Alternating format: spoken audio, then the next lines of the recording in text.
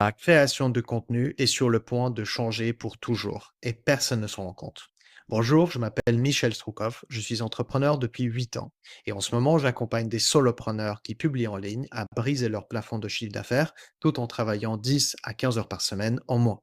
Et dans cette vidéo, nous verrons les 3 grands changements à prendre en compte dans le processus de création de contenu afin d'ajuster votre approche. Donc, commençons peut-être avec le plus important. Pour qui est-ce que la création de contenu va changer pour toujours? Eh bien, c'est quelque chose que je remarque surtout pour vous qui créez du contenu en ligne dans le but de générer des clients. Donc, si vous êtes un freelance aujourd'hui, coach, consultant ou n'importe quel dirigeant de n'importe quelle entreprise, surtout, je dirais, dans la prestation de service, eh bien, en fait, il y a très forte chance que ce que je vais vous partager aujourd'hui sera très, très pertinent et donc je vous conseille vivement de regarder la vidéo jusqu'à la fin.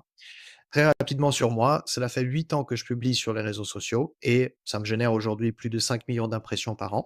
Vous voyez une petite preuve ici, et ça c'est juste mes stats sur LinkedIn, donc je prends même pas tous les stats sur tous les réseaux sociaux que j'ai et aussi ça me génère également plus de 100 000 € de chiffre d'affaires, dans ma boîte en tant que solopreneur et comme vous voyez ici, justement mon bilan où il y a les preuves.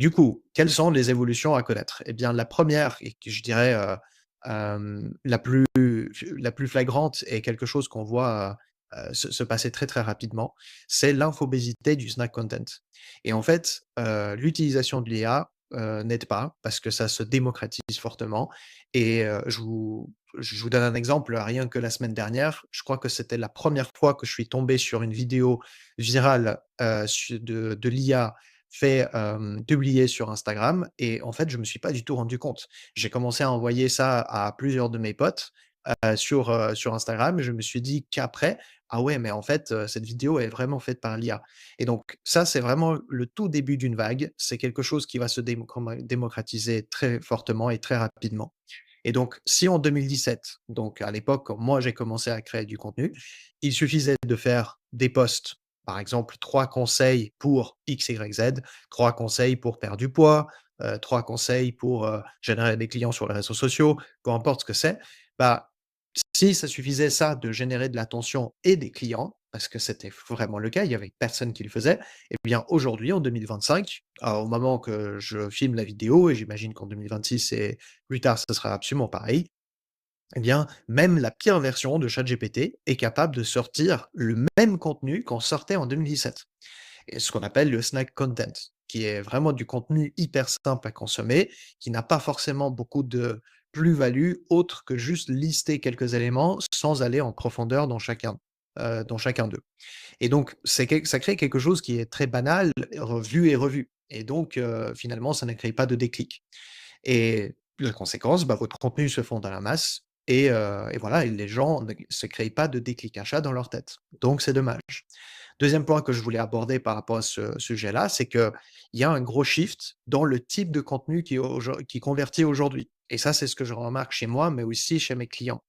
Donc les idées que vous traitez en surface ne suffisent plus et ça revient un petit peu à ce que je disais juste auparavant avec cette idée de snack content.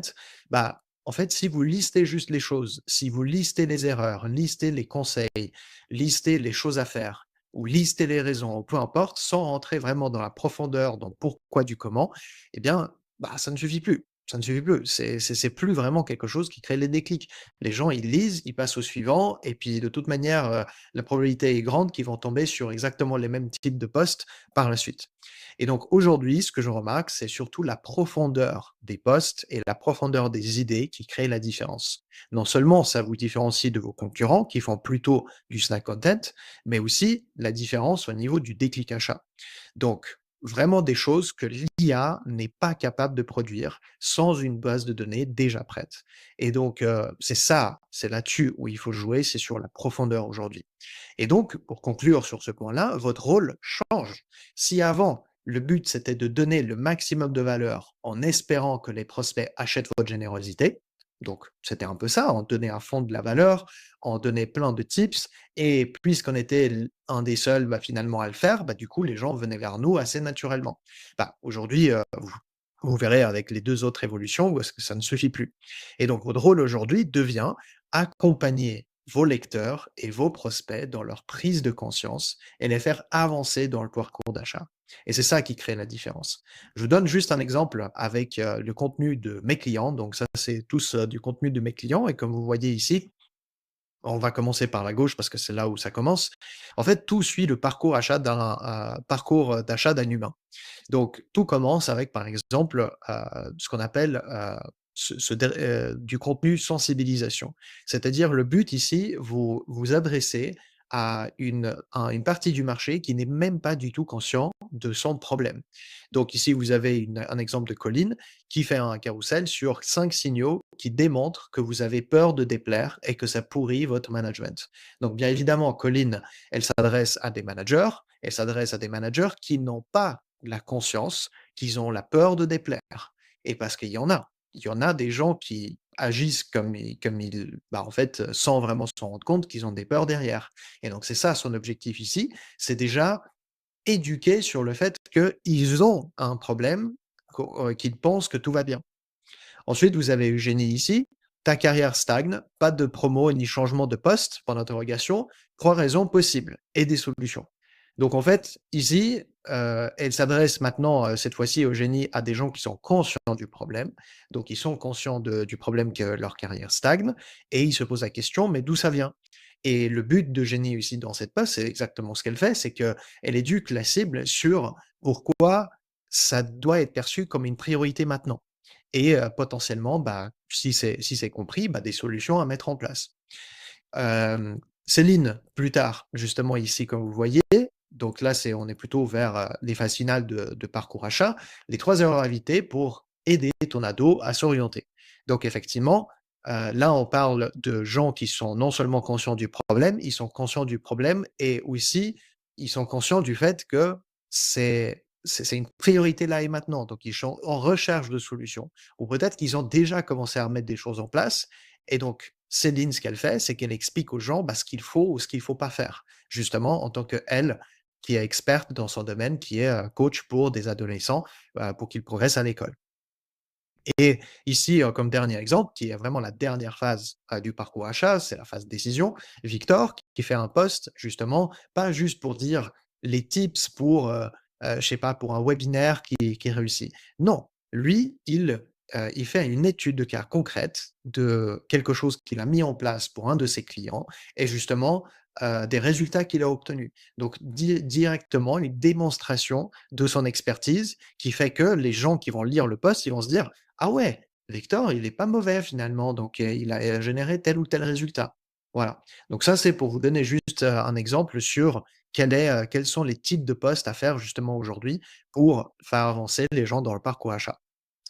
Deuxième évolution, très, importante aussi et ça c'est, en fait le cas pour, beaucoup de réseaux sociaux, différents, c'est absolument partout. Sur YouTube peut-être c'est un petit peu différent parce que finalement, l'algorithme YouTube, est spécial où en fait pu que tout si vous publiez, disons, un contenu ou une vidéo qui fonctionne bien, bah, en fait, il y a pas de raison pourquoi, le nombre de vues, baisse à ce moment-là, pour autant que bien évidemment que, le thème soit toujours cohérent, dans ce que vous faites et dans du titre de la vidéo. Maintenant, sur n'importe quel autre réseau social comme Instagram, LinkedIn, Facebook, même Threads aussi finalement, bah, chaque réseau social de ce type-là, il arrive à une certaine stade de maturité au bout duquel justement, bah, la visibilité organique commence à baisser. Et donc moi, je vous donne juste des exemples, de comparaison, de statistiques entre 2019 et 2025 sur LinkedIn. Parce que j'ai eu le temps, j'ai eu le réflexe finalement de faire un capture d'écran, à l'époque, donc du coup il y a 6 ans, pour vous donner, cet exemple-là. Donc comme vous voyez ici, un post, classique avec 32 likes, 22 commentaires, il m'a généré 4 230 impressions, ce qui est absolument énorme. Bah, en fait, aujourd'hui, si j'ai ce poste-là avec autant d'impressions, moi je me dis: «Mais mon Dieu, il y a quelque chose qui va pas». Parce que regardez ce qui se passe en 2025. Ça, c'est mes résultats en 2025. Donc là, voilà, vous avez un post à 36 likes et 29 commentaires, donc même un peu plus d'interactions que le post à gauche, mais seulement 843 impressions. C'est une grosse blague. Donc finalement, à partir de là, le résultat, c'est que ma visibilité, elle a été divisée par plus que 4 en 6 ans Et donc, ça ne serait pas bête de penser que dans 10 ans, donc, je sais pas, dans 4 ans à partir de maintenant, bah, que la visibilité va chuter, elle va baisser non pas par seulement 4 mais par 5, 6, 7, voire 8 fois. Et donc, il faut faire face à cela. Donc, ça ne veut dire qu'une seule chose, c'est que votre capacité à générer du trafic organique diminuera de plus en plus avec le temps. Ce qui rend la conversion plus compliquée. Parce que si vous êtes là pour créer du contenu, et j'imagine, si vous écoutez cette vidéo, vous avez compris. Le but ici, c'est de générer des clients. On n'est pas là juste pour faire des influenceurs. On n'est pas là juste pour générer des likes et des abonnés. Et donc, moins il y a de visibilité, moins il y a d'opportunités de convertir derrière. Donc, la solution pour contrer cette évolution, c'est justement de créer un système de contenu multicanal. Parce que plus vous touchez les mêmes personnes sur plusieurs canaux en même temps, bah, plus la probabilité de conversion est grande parce que la personne vous écoute à travers la vidéo YouTube, elle vous lit dans les newsletters, elle vous lit peut-être sur LinkedIn, elle vous a vu peut-être sur Instagram, sur Facebook, peu importe. Et en final, elle se dit: «Ah, mais oui, mais ce Michel, ça fait longtemps que je le vois et ah, tout d'un coup, c'est ce truc-là, ça m'intéresse». Elle regarde une vidéo, elle regarde une deuxième, pendant qu'elle peut-être qu'elle vous suit pendant, je sais pas, 1 mois, 2 mois, 3 mois, et c'est là où il y a la création de déclic finalement. Mais votre job, c'est de multiplier le point de contact que vous créez, avec votre lecteur et vos prospects. Donc il y a 2 phases là-dedans. Dans un premier temps, moi je vous aurais conseillé, c'est de transformer d'abord le trafic que vous ne possédez pas, donc tout trafic que vous générez organiquement sur les réseaux sociaux, donc les impressions, les visites de profil, les abonnés que vous générez, bah, transformer ce trafic en une liste email ou une liste de numéros de téléphone. Donc quelque chose que vous pouvez posséder et où il n'y a pas finalement d'algorithme entre vous et vos lecteurs pour pouvoir leur communiquer quoi que ce soit. Voilà, donc ça c'est le premier point. Deuxième point, c'est la multiplication de formats et de canaux de communication. Bah, en fait, comme je vous ai expliqué, plus il y a de points de contact, plus ça favorise la conversion. Donc extrêmement important aussi là-dedans de penser à un système qui vous permet d'être partout sans non plus vous cramer et sans non plus, être bloqué dans un job à temps plein en tant que créateur de contenu. Voilà. Donc là, je vous donne juste quelques exemples de comment transformer ça, mais au final, n'importe quel lead magnet que vous faites est possible à utiliser à ce moment-là. Mais là, je vous donne le lead magnet qui est selon moi le plus puissant et celui qui fonctionne hyper bien d'un point de vue statique, donc quelque chose que vous pouvez poser sur votre profil et ne pas trop le bouger finalement, et sur n'importe quel profil, que ce soit sur Instagram, que ce soit sur Facebook, LinkedIn, ça marche super bien, YouTube également. Donc là, je vous donne un exemple d'une mini formation que moi j'ai sur mon bah, en fait partout. En fait, cette mini formation, elle est partout. Donc c'est des mini formations que j'ai créées pour convertir, pour apprendre à ma cible, donc les solopreneurs, à convertir leurs likes en 50 à 100 prospects par mois. D'ailleurs, si ça vous intéresse, vous pouvez cliquer sur le lien en dessous de cette vidéo pour accéder à cette formation. Je donne énormément de valeur dedans. Et donc, là, comme vous voyez ici, rien qu'en étant posé sur mes profils, surtout je dirais sur LinkedIn, c'est là où je génère le plus de trafic de mon côté en tant que business.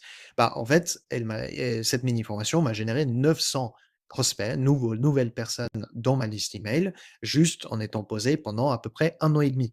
Donc, ce qui fait que, si vous faites des calculs, c'est entre 50 à 60, voire parfois 70 personnes par mois qui rentrent tout simplement dans ma mini formation, dans mon tunnel et dans ma liste email. Et ça, c'est des gens qui, à la place de tout simplement visiter votre profil et partir sans rien faire, bah, ils rentrent dans votre liste email. C'est une grosse différence. Et j'ai aussi plein de clients, mais je vous donne juste, un exemple de celui de Jennifer, qui applique cette même stratégie-là avec une mini formation ici offerte. Et Jennifer explique comme quoi, une fois qu'elle l'a mis en place, juste quelques semaines plus tard, bah, en fait, elle était pendant les vacances de Noël, comme elle explique ici, et qu'en 24 heures seulement, elle a eu 30 personnes qui sont rentrées dans sa mini formation gratuite. Et il se posait la question, «Mais en fait, Michel, je ne comprends pas ce qui se passe, voilà, tu comprends quelque chose toi?» Voilà. Donc comme quoi, quand vous faites quelque chose de bien, un lead magnet qui est bien, eh bien, c'est très facile de transformer le trafic que vous ne possédez pas en trafic que vous possédez. Voilà. Et troisième évolution, aussi hyper importante à prendre en compte, c'est le durcissement de la concurrence. Vous avez peut-être remarqué, mais les parts du marché se remplissent. En fait, lancer son business et utiliser les réseaux sociaux, bah, en fait, pour le promouvoir est devenu la norme. C'est tout à fait normal d'avoir un business qui tourne ou même un business que vous venez de créer et de se dire tout de suite: «Ah bah, qu'est-ce que je vais faire pour me marketer? Je vais aller sur les réseaux sociaux». Et c'est devenu démocratique. Tout le monde, quasiment tout le monde y pense maintenant. Et donc le marché, les marchés où vous êtes le seul acteur dans le secteur à communiquer sur les réseaux sociaux, bah, se raréfient et donc être niché devient de plus en plus obligatoire. Donc rien que ça. Maintenant, on y va plus loin parce qu'il y a d'autres choses à prendre en compte. C'est qu'avec le durcissement de la concurrence, les gens n'achètent plus suite à la lecture d'un seul post. Ça n'arrive quasiment plus parce que les gens aujourd'hui, les internautes, ils ont appris, ils sont devenus matures dans l'achat en ligne de n'importe quelle prestation. Donc ils aiment bien temporiser, ils comparent, ils discutent avec leurs amis. D'ailleurs, entre parenthèses, c'est ce que je vous ai mis ici, très important à prendre en compte, mais le bouche à oreille digital prend forme de plus en plus. J'ai de plus en plus de gens aujourd'hui qui me contactent directement, non pas parce qu'ils ont liké un post ou quoi que ce soit, mais parce qu'ils ont entendu parler d'un de leurs amis qui leur a parlé de moi. Et c'est ça qui est incroyable. C'est ce que j'appelle le bouche à oreille digital. C'est quand vous créez du bon contenu qui va en profondeur et qui apporte des résultats et que vous êtes sérieux, bah, le bouche à oreille digital va prendre forme de plus en plus également pour vous. Et donc, l'ère de la création de contenu où vous créez du contenu et vous espérez que les prospects prennent un rendez-vous sur votre lien Calendly est malheureusement derrière nous. Ce n'est plus aussi simple que juste publier, croiser les bras et se dire: «Ouais, bon, bah, voilà, les gens vont, de toute manière, prendre un rendez-vous avec moi». C'est pas quelque chose que vous pouvez prévoir et donc pas de contrôle égale vulnérabilité au creux de chiffre d'affaires. Voilà. Et troisième point, par rapport à ça aussi à prendre en compte, c'est qu'il ne suffit plus de crier le plus fort pour convertir. Il ne suffit plus d'être l'influenceur qui génère la masse de visibilité. Parce que les gens ne sont pas dupes, ils comprennent que, bah, voilà, la visibilité c'est cool, être connu c'est sympa, mais puisqu'il y a tellement d'acteurs sur le marché, bah, naturellement les gens commencent à comparer. Et donc aujourd'hui, on valorise les études de cas concrètes, on valorise des lead magnets qui pourraient se vendre comme des petits produits et la proximité avec les experts en messagerie privée pour combler l'objection, bah, pas sûr que ce soit pour moi. Parce que dans l'ère où il y a tellement d'informations, il y a tellement d'acteurs qui ont tous et chacun leur méthode, la grande question à se poser, c'est qui choisir et est-ce que cette méthode est faite pour moi? Et donc, si vous n'avez pas d'étape, en fait, où vous créez un peu plus de proximité avec votre prospect, ce qui se fait généralement dans la messagerie privée, bah, en fait, vous risquez de ne pas créer cette proximité-là et donc de rendre difficile pour la personne de prendre un rendez-vous avec vous. Pour juste pour vous donner une statistique qui est assez folle, 50 de mon chiffre d'affaires, généré aujourd'hui, c'est dû à des échanges dans la messagerie privée des réseaux sociaux. Si je n'avais pas ça, j'aurais fait 50 moins de chiffre d'affaires. Donc si aujourd'hui vous ne communiquez pas, vous ne conversez pas en messagerie privée avec vos prospects, si vous ne réagissez pas à des signaux d'intérêt, bah, dites-vous que vous passez à côté du double de votre chiffre d'affaires. Voilà. Donc ça, c'est, vraiment très important à prendre en compte et pour dernier, justement, j'avais, juste quelques exemples à vous donner en termes de lead magnet, mais au final, bah, il y en a plein. Et quand vous travaillez avec moi, bah, vous savez exactement, en fait, quel type de lead magnet faire. Je vous donne plein d'exemples aussi dans votre niche, mais là, je vous donne juste le mien et celui d'un de mes clients, donc qui ont explosé d'ailleurs. Donc là, ici, vous voyez le mien qui a généré 1000 commentaires. Donc tout ça, ce sont des gens qui ont voulu bénéficier de mon lead magnet. Donc ce sont tous des prospects qualifiés pour moi. Et pareil pour Luc, c'est aussi, il a partagé un guide d'outils de cartographie dans le système d'information, donc dans son domaine d'activité. Et ce lead magnet lui a généré juste sur un post 1600 commentaires, donc environ 1000 prospects ou plus de 1000 prospects finalement directement pour Luc. Mais derrière, il a conversé en MP et rien que ce post lui a généré 120 000 euros de chiffre d'affaires. Voilà. Donc là, on a discuté des choses les plus importantes, des évolutions importantes à prendre en compte. Bien évidemment, si vous souhaitez aller plus loin et apprendre à convertir vos likes en 50 à 100 prospects par mois, j'ai préparé une mini formation offerte par email que vous pouvez accéder en cliquant sur le lien ci-dessous. Merci pour votre attention et à la prochaine vidéo.